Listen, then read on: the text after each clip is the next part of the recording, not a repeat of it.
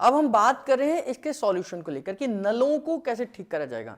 तो न्यूरोथेरेपी में एक फॉर्मूला है जिसका नाम है हैप्पीनेस फॉर्मूला। तो ये फॉर्मूला आपको वीडियो के माध्यम से मैं आपको बताऊंगा कि हैप्पीनेस फॉर्मूला क्या है और कौन कौन से पॉइंट इसमें दिए जाएंगे। ये हैप्पीनेस फॉर्मूला करेगा क्या? देखिए, मैंने अभी आपको बताया कि आपके ब्रेन का कनेक्शन आपकी इंटेस्टाइन से हट गया है, जिसको हम ऑटोनोमिक नर्वस सिस्टम के द्वारा समझते हैं कि ऐसा काम जो अपने आप ब्रेन कर रहा है, मुझे कहने की जरूरत नहीं है। तो अब वो ब्रेन कर ही नहीं रहा, तो उस कंडीशन में हमने हैप्पीनेस हार्मोन्स बनाने हैं। हैप्पीनेस हार्मोन्स हमारे सिस्टम के लिए बहुत जरूरी है, क्योंकि इंटेस्टाइन को क्या हो गया, पैरालाइज हो गया, बेचारी वो इरिटेट हो गई। अब उसे खुश रखना है, खुश रखने के लिए खुश वाला माहौल बनेगा। तो शरीर के अंदर जो माहौल है वो हार्मोन से बनता है, तो शरीर के अंदर हार्मोन्स को क्रिएट करना पड़ेगा, उन्हें बनाना पड़ेगा। तो हम जानते हैं हैप्पीनेस फॉर्मूले से कि न्यूरोथेरेपी का हैप्पीनेस फॉर्मूला हैप्पीनेस हार्मोन्स को क्रिएट करेगा और बॉडी को रिलैक्स करेगा और तनाव से उसमें फायदा पहुंचाएगा। और दूसरा है प्योर न्यूरोट्रांसमीटर फॉर्मूला। चूंकि नर्वस सिस्टम खत्म हो गया, नर्वस सिस्टम का मतलब ब्रेन का इंटेस्टाइन से कनेक्शन खत्म होना, हमारा इंटेस्टाइन का नर्वस सिस्टम वीक पड़ गया है, हमारे नर्वस सिस्टम को स्ट्रॉन्ग करने का फॉर्मूला है प्योर न्यूरोट्रांसमीटर फॉर्मूला। तो प्योर न्यूरोट्रांसमीटर फॉर्मूला आपको प्रैक्टिकली वीडियोस मिलेंगी इसकी। तो प्योर न्यूरोट्रांसमीटर फॉर्मूला कैसे देते हैं ये आपको बताएंगे, है ना। तो ये मैं वो बता रहा हूं जो हमने केमिकली फॉर्मूला यूज करना है, न्यूरोथेरेपी में ठीक करते हैं, है ना। ए हेपरिन और एसिड ट्रीटमेंट तो आपको देना ही है, जो हमारा बेस है ना। एसिड ट्रीटमेंट, ए हेपरिन फॉर्मूला, हैप्पीनेस फॉर्मूला और प्योर न्यूरोट्रांसमीटर फॉर्मूला।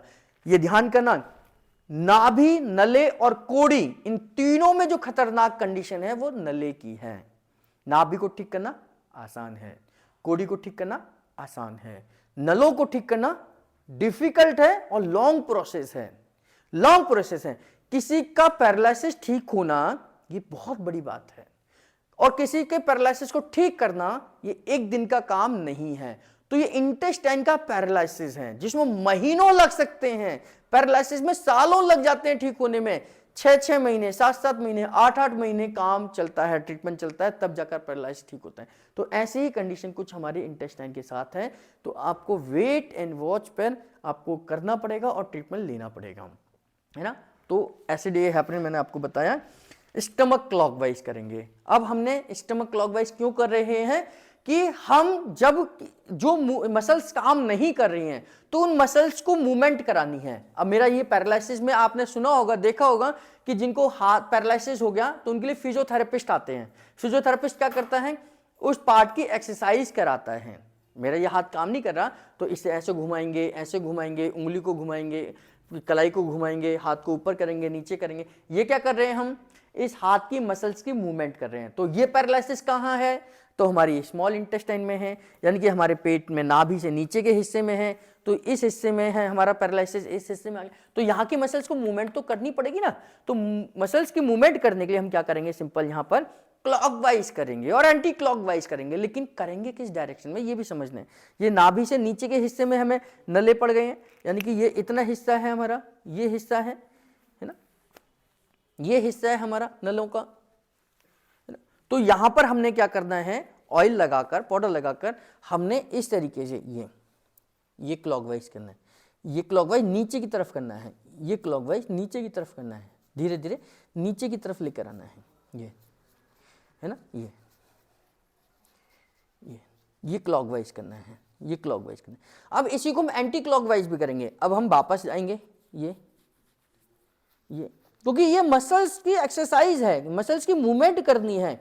जैसे पैरालिसिस में हम हाथ और पैर की मूवमेंट कराते हैं, हाथ पैर को की एक्सरसाइज कराते हैं। अब ये हाथ पैर में होता तो हम हाथ पैर की एक्सरसाइज कराते हैं। अब ये हमारे लोअर एब्डोमेन में हुआ है, हमारे इंटेस्टाइन में हुआ है, तो इंटेस्टाइन को हम खींच तो नहीं सकते, उसे घुमा तो नहीं सकते, लेकिन हम वहां पर सर्कुलेशन क्रिएट करने के लिए वहां पर फिजिकली क्लॉकवाइज कर सकते हैं। एक्सरसाइज तो करेंगे, वो मैं बताऊंगा आपको, लेकिन यहां पर हमने फिजिकली क्लॉकवाइज करना है। इसको हम बोलते हैं स्टमक क्लॉकवाइज फॉर नले की समस्या। अगर हमें कंप्लीट करना होता तो फिर हम इसको जैसे हमारे मोशन की मूवमेंट है वैसे करते हैं, इस तरीके से, इस तरीके से। ये कंप्लीट अगर हम कॉन्स्टिपेशन के लिए कर रहे होते तो फिर हम इस तरीके से करते हैं। हमारा जो देखिए मोशन कैसे आगे बढ़ता है, ये हमारा अब हमारा इलियक वाला हिस्सा खत्म होता है, यहां से लार्ज इंटेस्टाइन का भाग शुरू होता है। ये हमारी क्या है, असेंडिंग कोलोन, ये हमारी ट्रांसवर्स कोलोन, ये हमारी क्या है, डिसेंडिंग कोलोन, और डिसेंडिंग कोलोन एंड में जाकर हमारे सिग्मोइड कोलोन की जाकर ये हमारे एनएस का हिस्सा बन जाती है। तो यहां पर हमने क्या करना है, मसल्स की मूवमेंट करानी है। बिना मूवमेंट के उसमें जान कैसे आएगी, तो ये मूवमेंट के लिए हमने क्या करना है, केवल इतने हिस्से में क्लॉकवाइज करना है, धीरे धीरे क्लॉकवाइज करना है, धीरे धीरे क्लॉकवाइज करना है, धीरे धीरे क्लॉकवाइज करना है, धीरे धीरे क्लॉकवाइज करना है, और यहीं से हमने एंटी क्लॉकवाइज करना है इस तरीके से। मतलब पहले हम इस तरीके से घुमा रहे थे, अब हम ऐसे घुमाएंगे, ऐसे घुमाएंगे। तो पहले हम ऐसे घुमा रहे थे, फिर हम ऐसे घुमाएंगे, पहले हम ऐसे घुमा रहे थे, अब हम ऐसे घुमाएंगे, पहले हम ऐसे घुमा रहे थे, अब हम ऐसे घुमाएंगे। तो क्लॉकवाइज और एंटी क्लॉकवाइज करना है, मसल्स को मूवमेंट देनी है, मसल्स को ताकत लानी है, मसल्स को दोबारा से काम करने के लिए तैयार करना है। तो उसको बोलते हैं हम स्टमक क्लॉकवाइज फॉर नली की समस्या, है ना। ऑर्गन क्लियरेंस, ऑर्गन क्लियरेंस उल्टे लिटाना है इनको, पेशेंट को उल्टे लिटाएंगे। उल्टे लिटाने के बाद क्यों कर रहे हैं हम ऑर्गन क्लियरेंस, साइंटिफिक तरीका, क्योंकि ये जो हिस्सा है, ये जो स्पाइन है हमारी, ये जो स्पाइन है, यहां से हमारे एब्डोमेन को ब्लड सप्लाई जाती है। हमारी स्पाइन से नर्व निकलती हैं जो हमारे इंटेस्टाइन को ब्लड सप्लाई भेजती हैं। तो हमें ब्लड सप्लाई भेजनी है, क्योंकि अगर किसी को हमें स्टिमुलेट करना है तो वहां तो ब्लड की तो जरूरत पड़ेगी ना। तो इसलिए हमने स्पाइन को पहले क्लॉकवाइज करना है, मतलब जैसे ऊपर से नीचे, पूरी स्पाइन को नहीं करना, क्योंकि हमने स्टमक के एरिया को हमने स्टिमुलेट करना है। तो यहां से हम क्लॉकवाइज करिए इस तरीके से, धीरे धीरे धीरे धीरे धीरे आराम आराम से एक जगह पर 4 से 5 बार क्लॉकवाइज करिए, आगे बढ़िए, 4 से 5 बार क्लॉकवाइज करिए, आगे बढ़िए, 4 से 5 बार क्लॉकवाइज करिए, आगे बढ़िए, 4 से 5 बार क्लॉकवाइज करिए, आगे बढ़िए। मैं धीरे धीरे आपको बता रहा हूँ, आपने बहुत आराम आराम से ही करना है। अब यहां से एंटी क्लॉकवाइज करिए और वापस नीचे की तरफ आइए, धीरे धीरे, है ना। ये वापस धीरे धीरे एंटी क्लॉकवाइज करते हुए नीचे की तरफ आना है। ये ऐसे 3 राउंड लगाने हैं, नीचे से ऊपर, ऊपर से नीचे, नीचे से ऊपर, ऊपर से नीचे, नीचे से ऊपर और ऊपर से नीचे। ये अब इसके बाद में हमने यहां से नीचे से ही ऊपर कर सकते हैं, नीचे से रबिंग करते हुए, इसे ऑर्गन क्लियरेंस बोलते हैं। एक जगह पर कम से कम 20 बार आपने करना है, एक जगह पर कम से कम 20 बार करना है और ऊपर की तरफ जाना है। एक जगह पर कम से कम 20 बार करना है, ऊपर की तरफ जाना है। अब यहां से एक बार, एक जगह पर 20 बार करना है और नीचे की तरफ आना है। इस तरीके से धीरे धीरे कर कर आपने टेल बोन तक आना है, धीरे धीरे करके टेल बोन तक आना है, धीरे धीरे करके टेल बोन तक आना है। ये है ना, ये भी 3 बार करना है, एक बार से काम नहीं चलेगा। आप कपड़े हटाकर दे सकते हैं जेंट्स को, है ना। तो यहां से एक जगह पर 20 बार करेंगे, ऊपर की तरफ जाएंगे, इस तरीके से ये ट्रिपल आपने करना है और ऊपर से नीचे की तरफ जाएंगे। तो नीचे से ऊपर, ऊपर से नीचे, ये करना है। तो ये हमने क्या करा है, नर्व को स्टिमुलेट करा है। 31 पेयर ऑफ स्पाइनल नर्व हमारे स्टमक को भी स्टिमुलेट करती हैं। तो उसमें से हमने लंबर और थोरेसिक के एरिया को स्टिमुलेट करा है, ताकि इनसे जो नर्व निकलेगी वो हमारे स्टमक यानी कि नाभि से नीचे के हिस्से को ब्लड सप्लाई पहुंचाएगी। तो हमने उसको स्टिमुलेट करा है। तो ये ऑर्गन क्लियरेंस हो गया। इसमें हम एबीडी सेटिंग देंगे। एबीडी सेटिंग सीधे लिटा कर देते हैं। एबीडी सेटिंग हमने हर वो काम करना है, हमने पेशेंट के साथ हर वो काम करना है, वो ट्रीटमेंट देने हैं जिससे हमारे लोअर एब्डोमेन की मसल्स की मूवमेंट वापस आ जाए। तो जितना हम फिजिकल एक्सरसाइज करा सकते हैं वो कराएंगे। केमिकल ट्रीटमेंट मैंने आपको बताया इनको रिलैक्स करने के लिए। एबीडी सेटिंग आप लोग सब जानते हैं, है ना। एबीडी सेटिंग क्या है, एबीडी सेटिंग में देखिए, ये पैर को इस तरीके से खोलना है, लूज कपड़े होने चाहिए, जितने आराम से पहन हो सकता है, जितनी धीरे धीरे ये नीचे की तरफ जा सकते हैं। तो यहाँ से पूरा यहाँ दबाव आएगा, कम से कम 20 से 21 सेकंड आप यहाँ होल्ड करिए इस तरीके से। 20 से 21 सेकंड, आप मैक्सिमम 30 सेकंड तक जा सकते हैं, मिनिमम 20 सेकंड, उसके बाद 30 सेकंड। फिर दोनों पैरों को मिला लीजिए, ये फर्स्ट स्टेप है। सेकेंड स्टेप 2 स्टेप में है। सेकेंड स्टेप दोनों पैरों में गैप करा और एक पैर को, लेफ्ट पैर के घुटने को राइट पैर के टखने से टच करना है, अंगूठों से टच करना है। ये पैर सीधा रहेगा। अब यहां आप देखेंगे यहां पर खिंचाव आएगा इस हिस्से में, यानी कि ये पूरा खिंचाव आएगा, ये हिस्सा है ना। तो अभी हमने ये हिस्से में खिंचाव दिया, अभी हम इस हिस्से में खिंचाव दे रहे हैं। तो ये दूसरे स्टेप का पहला स्टेप है ना। तो ये हमने कम से कम 21 सेकंड, मैक्सिमम इसे 30 सेकंड तक लेके जा सकते हैं। फिर हमने इसे सीधा करा।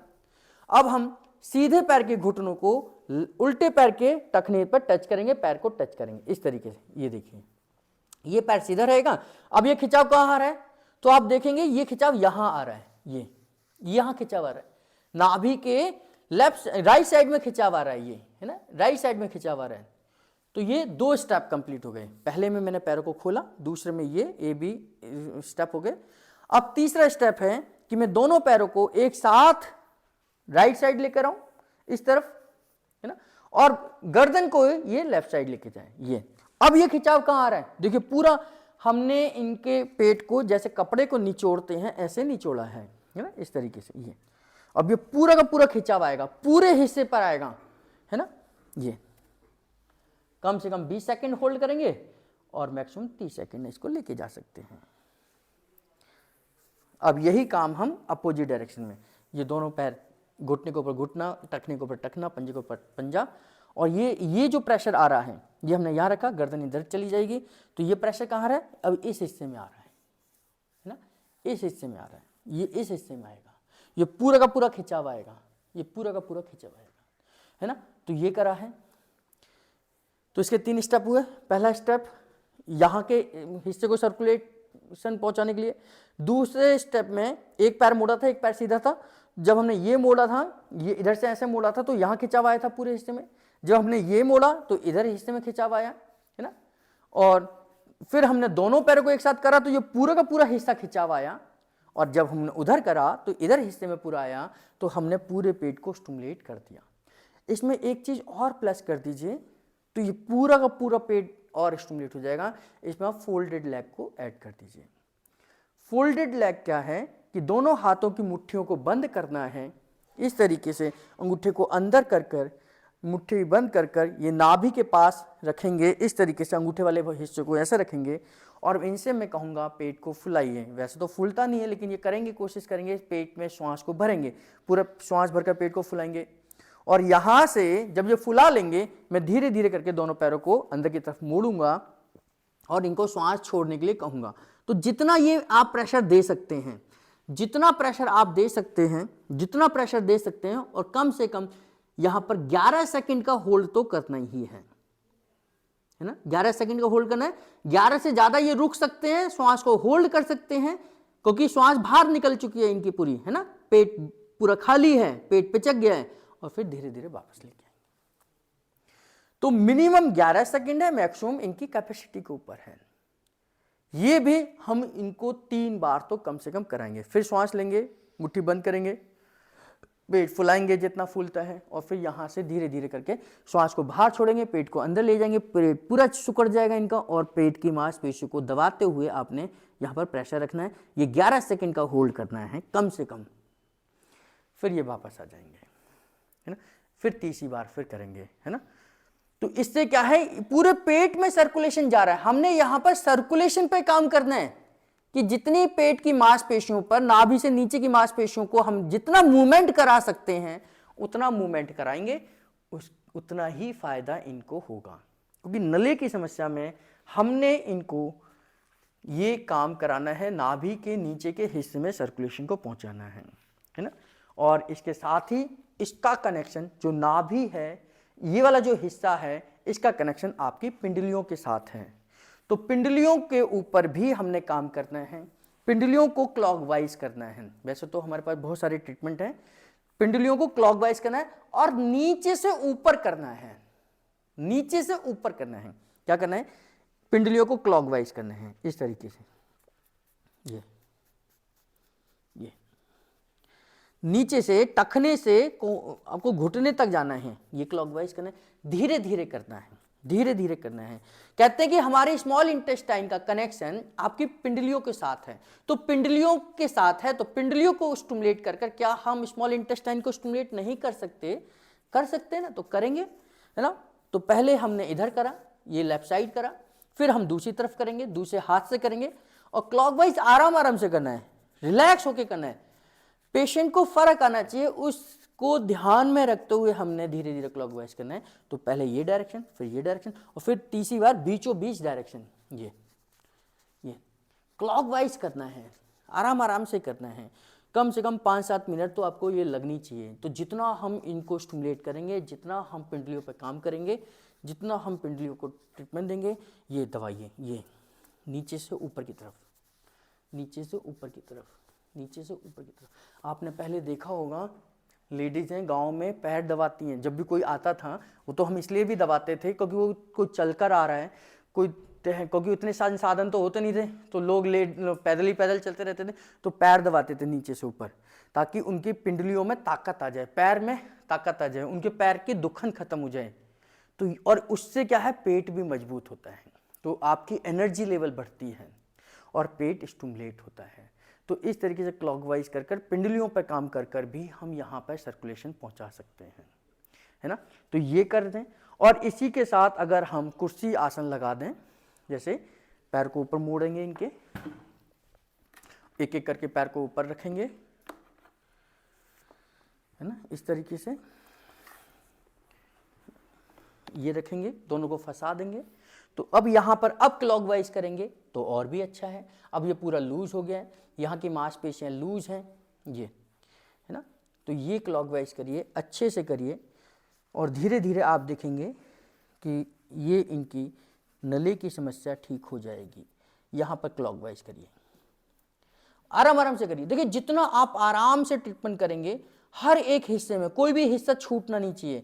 क्लॉकवाइज करिए, हर हिस्से में करिए, हर हिस्से में, पेट के नाभि के नीचे के हर हिस्से में करिए, है ना।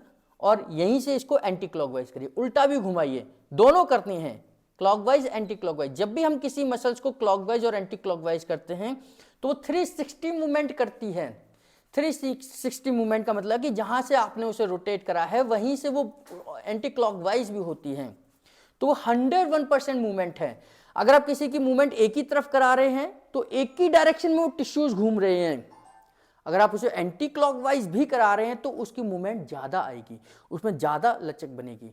तो इस तरीके से आप नले की समस्या में ये एक्सरसाइज कुर्सी आसन with stomach clockwise, lower abdomen clockwise करानी है। तो इस तरीके से मैंने इस वीडियो में बात करी है कि हम नली की समस्या को कैसे ठीक करेंगे। नेक्स्ट वीडियो में आपको कुछ एक्सरसाइजेस सिखाऊंगा कि जो नाभि हो, नले हो, कोड़ी हो, इनमें हम कॉमन एक्सरसाइज कौन सी करें, उनका अभ्यास किन किन एक्सरसाइज का करें कि हमारे को पेट से रिलेटेड हर समस्या में समाधान मिल जाए। धन्यवाद।